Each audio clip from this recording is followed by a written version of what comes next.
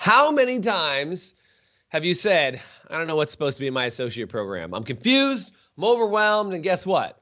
I'm not getting staff up to speed the way I want them to. On today's podcast, we're going to give you the secret sauce for building the perfect associate program for your salon.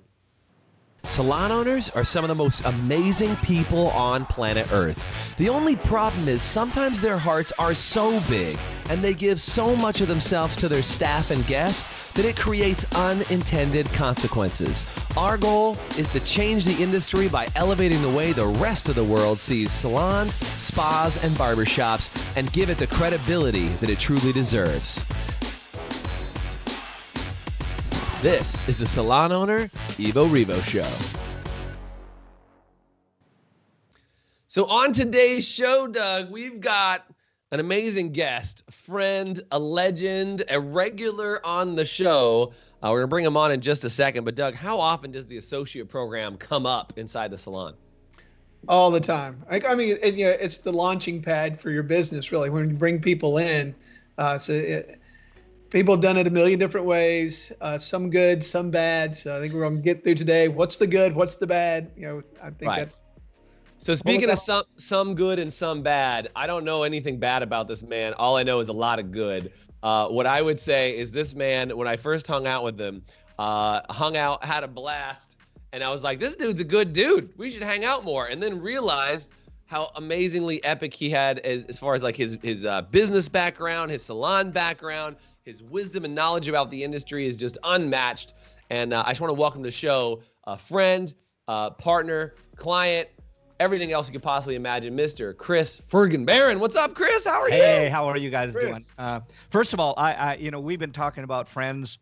We've been, as you say, partners. You've been a mentor, a coach to us for years, helped to turn our business from a mom and pop organization into a real business. I'm sure the same as you and Doug have done for all of the salons out there. But just to show you some of my gratitude that we got going on here, and we wear that around the house really well. And I just hope for all the people listening in today. Wears that around the house? Yeah, well, yeah, we'll just leave that all alone. Yeah, listen, whatever I can share. I love that introduction that I wrote, and And I just want to say this is what I want to talk to you about with this today is because I've screwed up on it so many times, and this has been 50 years of research because that's how long 50 plus that I've been in the business. Was over 50 years as a salon owner. Well, I shouldn't say that. 50 years ago, I started as a salon owner and then moved into kind of the ranks where I am now. So I've done it right and I've done it wrong and I've learned corrections to do. And this is why part of what we're doing right now is to really get this cooking for salons across the country and hopefully across the world. Yeah, and I just want to say, I mean, if you know who Chris Baran is, say love Chris in the chat. If it's your first time hanging out with Chris, say first time. And, Chris is the Artistic Director of Education. I believe that's the official title through Redken. Correct, Chris? Yeah, Global Artistic Director. That's correct. Don't leave the global out, Jason, for crying out loud. Global Artistic Director of Education. And, Chris is an amazing man. He does some of the coolest avant-garde style hair, multiple nominations for NAHA and won all kinds of stuff all over the place. And I know Chris is not a big bragger by any means, but I'm going to brag on you and just say that, he's an incredible human being. Google him, look him up, and see his hair cred. It is strong, but more importantly, and Chris, when I talk to people, they always ask me, they're like, is Chris really as humble as he appears? And I'm like, more. He's more humble than he appears. I don't know what to tell you because, for a track record like you, 50 plus years in the industry and all these amazing accolades, and like you're the most down to earth dude that just hang out and have a glass of wine and barbecue in your backyard. It's all the same. I feel like people just, I think that's what people always admire about you when I hear about you, and I admire the same. So I'm just glad to have you on because I think you bring some amazing perspective to the show today, and glad to have you. Oh, God bless. Thank you. I really appreciate that. It's nothing like coming home from and awards, and then having your wife to take out the cat litter that brings you back to humility. So, right? Isn't that the truth? I was like, I know we've gone out and done some of those red carpet events, and it's just like reality check instantaneously, right? Yeah. So, dude, let's talk about this, because I know this is kind of like the reason why I said secret sauce is you guys have been kind of brewing this behind the scenes, this idea of associate programs and helping people understand what makes up a good associate program, a bad associate program. But let's talk about a goal just for a second here. Doug, inside of a salon, what is the goal of having a strong associate program? Like, why not just hire a bunch of people who are already trained, already up to speed, they're good to go? Why waste the time training, quote, an associate? Why would a salon want to do that? Well, you start to create the people that you want. I mean, some of the problem with hiring people that have been in the industry for a long time, that can come with their own baggage, things they've learned wrong or learned differently than from the way you do it inside your salon. Yeah. The associate program really gets people oriented in how you do it and gets them up to speed in how you do it. And I think it's the launching pad. And so if we hire somebody that has experience, they still have to go through a version of the associate program there again. So we know what they know how we do things, they know what the expectations are. I think a lot of that really sets things up clear. That's the biggest thing is you have clear agreements on what's expected of them and what they're going to get and how things function instead of figuring it out as you go.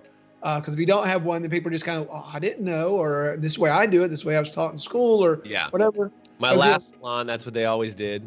Yeah, and then schools, schools are different. Different ones have different strengths and different weaknesses. And I think a good associate program is a common denominator, bring people into your environment. And I also think cookie cutter ones aren't necessarily the best thing either. I think you've got to have something that you can customize to your environment, because there again, all salons are different. You need to have one that's customized for what you're doing and what's going to fit your objectives, instead of trying to fit your objectives into something else. Totally. So Chris, what would you say are the biggest mistakes? I mean, you've been into, I don't even want to guess the number, thousands or hundreds of thousands of salons, and you've worked with hundreds of thousands of salon owners. What are the biggest mistakes you see as people are building out associate programs? What are the top few mistakes that people make when building associate programs? Well, I'll give you number one. Well, first of all, it takes a little bit of a lead in, and I'm going to tell you because this is what I did. Yeah. Usually what happens when I first started it, I went, look whose shingle is on the outside of the building, and it's Chris's beauty salon. Yeah. And therefore, Chris should be the highlight, and Chris should be the one that's teaching, and so on. Right. The first mistake that I made, because it ended up that it becomes a more a part of an ego and about look what I know, and passing that on as what's the best thing for the team. And that's the biggest part, is to remember you got to create a team.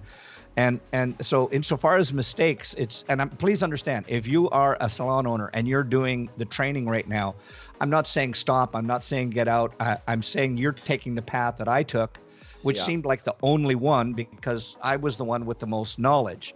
Yeah. So what I will tell you, that the recovery or the cure for that is to pick somebody that ideally, number one, is is going to stay with you stay with you.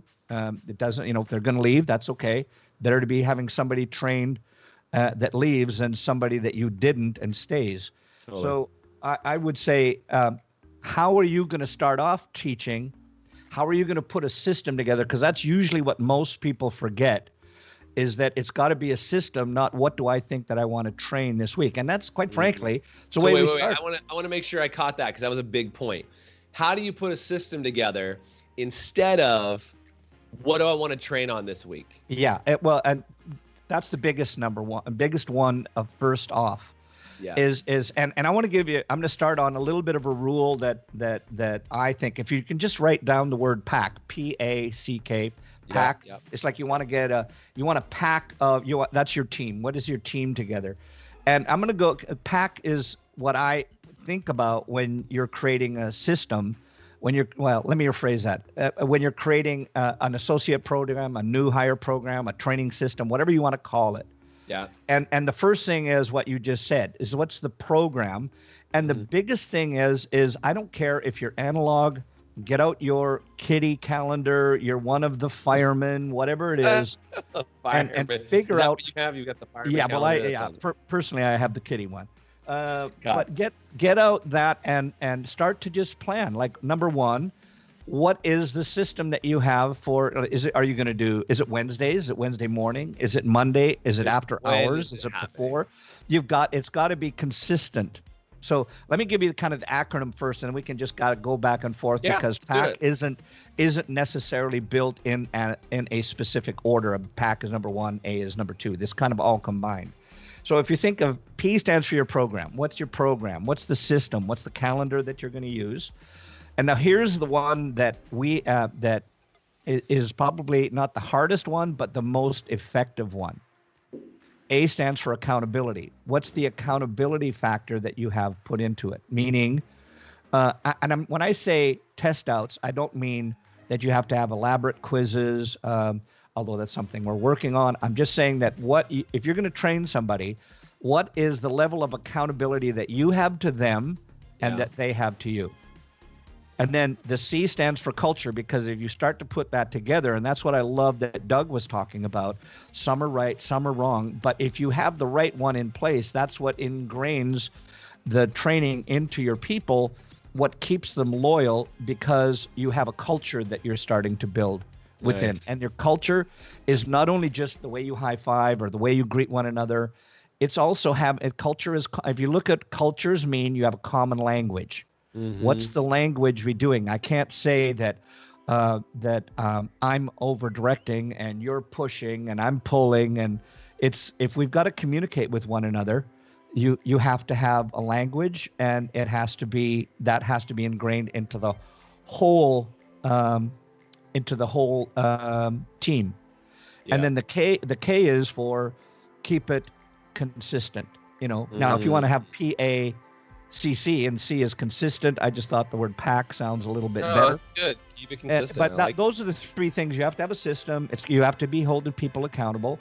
If you're doing all of that, that's what creates the culture. It's not going to happen immediately. It'll build over time, and you have to be consistent in what it's done. Yeah. I got it. So again, P.A.C.K, do me a favor, somebody type in the word P.A.C K, P-A.C.K, type that in the chat just so that we have it saved in there. Because I think, Chris, that is a really solid, figure out the program. How do you hold accountable to it? How do you make sure there's a culture and the common language you use inside the salon? And then how do you keep it consistent? Because to your point, it's it can't be like a wake up today and what do I want to train on and let's figure it out, because it's not really an associate program. In your mind, Chris, if you're talking about, and by the way, one of your other small projects that you work on the side is this other little thing that has, dozens of schools all over the country, is T-Spa, right? You're one of the members of, T-Spot and ESI, right? That whole school group, is you guys work with dozens of salon schools cosmetology schools and beauty schools all over the country. So you've helped create some of the curriculum for them to develop new students and create these inside salons. How long do you think inside a salon, once they graduate beauty school and then they come to a salon, what's a good time frame for somebody to go through a quote associate program, whether they're straight out of beauty school or they've been around for a while? What are your thoughts on that? Well, first of all, that's a good question, and the answer is to that I would always put is like, how long is a piece of string? There's really no right or wrong answer. But what I will tell you is here's what I have learned. And I loved what Doug said about you've got to customize. It can't be one set for one school, for one salon. Because here, let's face it, be really, really frank and forward. Is that okay if I just call it what it is? Let's do it, buddy. What you're trying to do is you've got to get somebody from either another salon, a school, a new hire, and you want to get them on the floor as fast as you can, creating revenue. That's the goal. You can't. I mean, in an ideal world, you could say, "Listen, I'm amazing at what I do. You're going to go through a 3 or 4 year program of sweeping floors." And I think I saw Mr. Chris Moody. I think I saw his name come up on there before.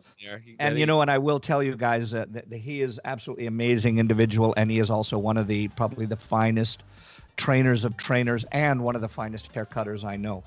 Now, but to the point is that in the UK, and the reason why I'm bringing him up is that in the UK, they say you have to go through an apprenticeship, and it's this long.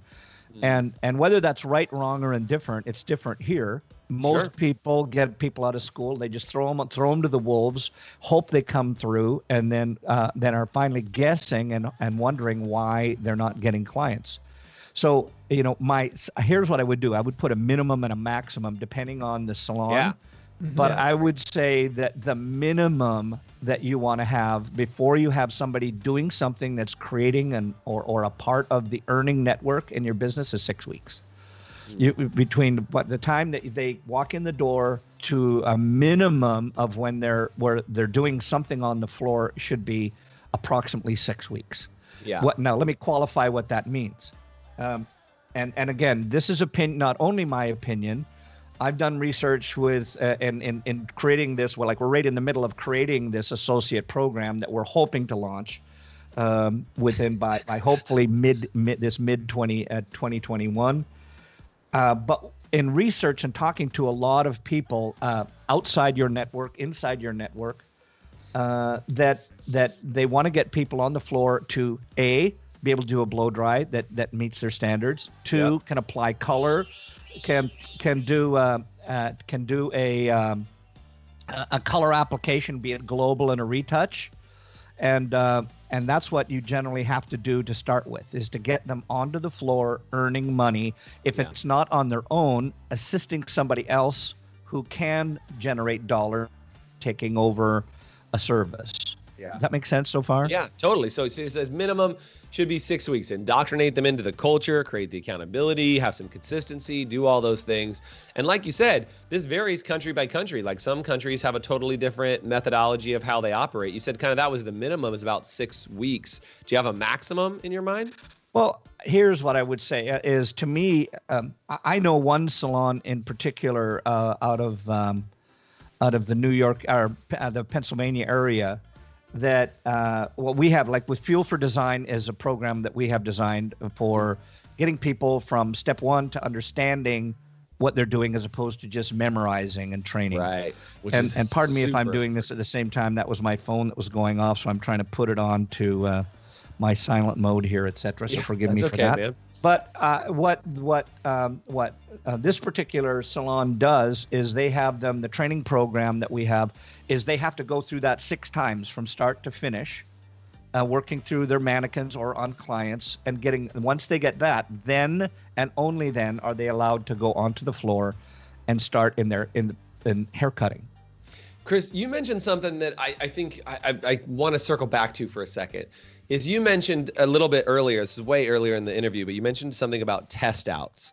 And now you're talking about they got to go through it 6 times. Yeah. I think that there are salons, because I know inside of Redken and the L'Oreal world, this is pretty prevalent, but I think outside of that, it's not. So I think it's important because we talk to everybody, right? Yep. Is that there's a difference between knowing something and being able to do it, right? Yeah. Or memorizing something. So why is that an important part of the associate program? Because I think, there's going to be a lot of people. Like if I was, I didn't go through cosmetology school, right? But if I went to cosmetology school for the amount of months and hours and did all the things that I had to do to go through cosmetology school, and then I go to a salon, they're like, great, here's your training program now that you're finished with school for another training program.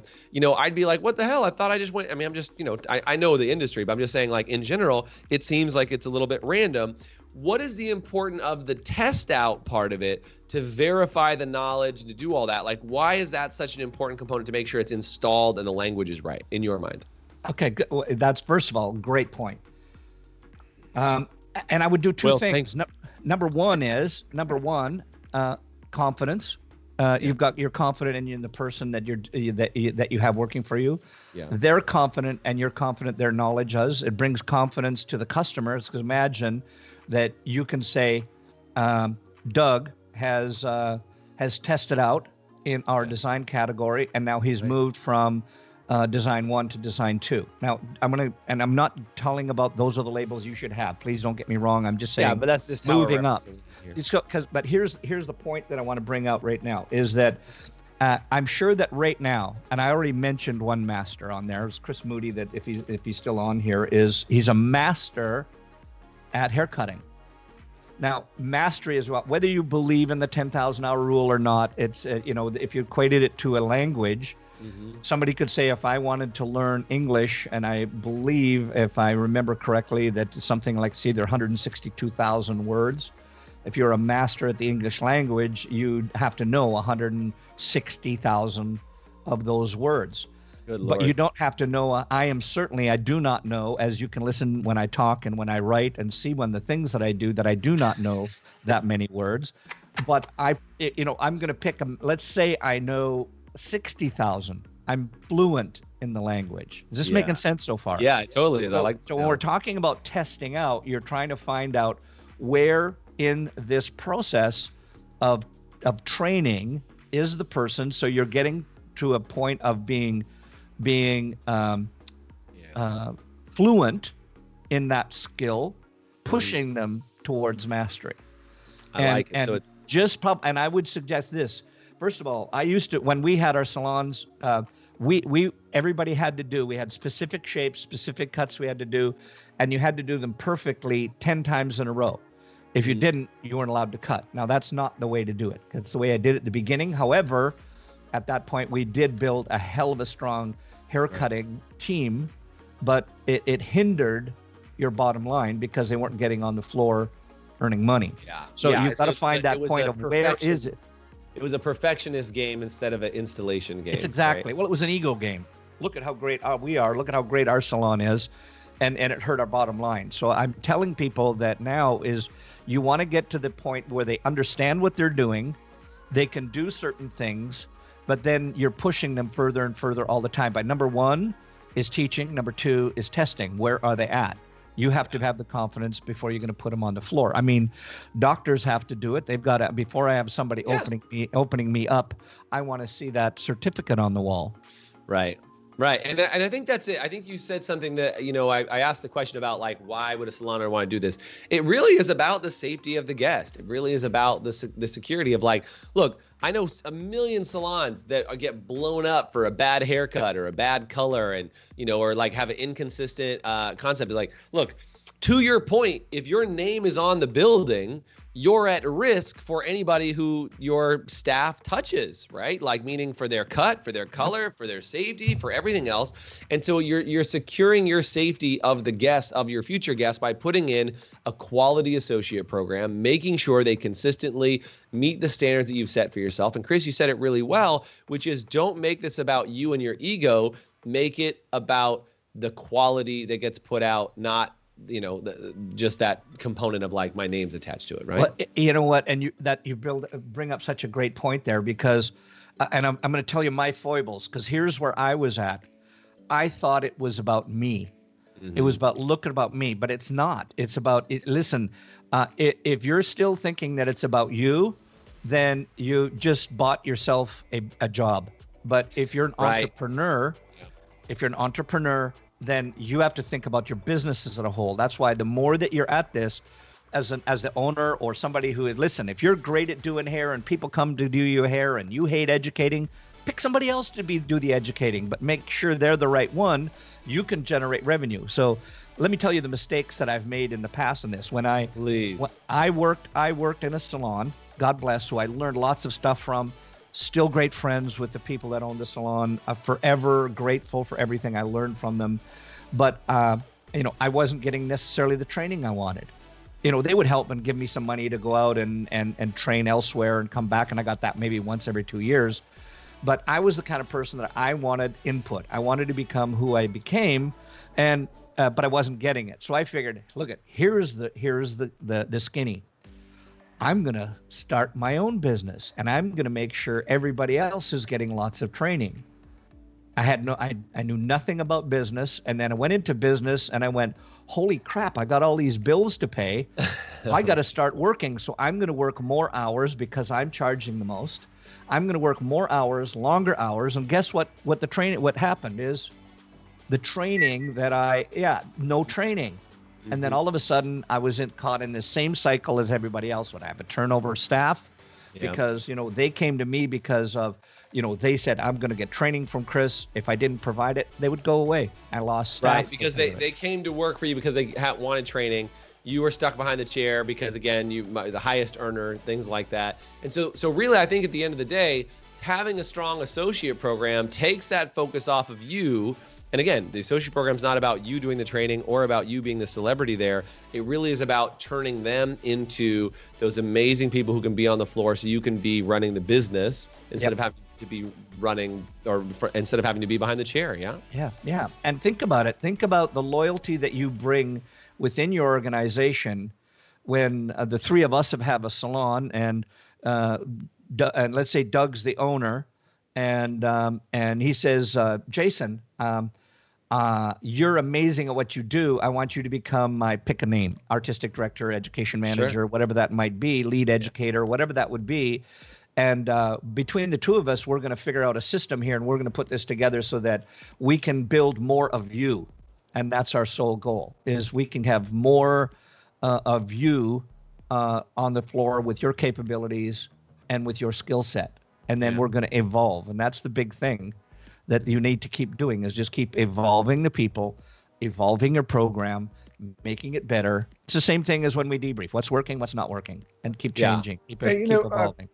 Chris, one thing I think you said, I think it's really important, is how do I get people up to the quality and onto the floor generating income for them and me as soon as possible?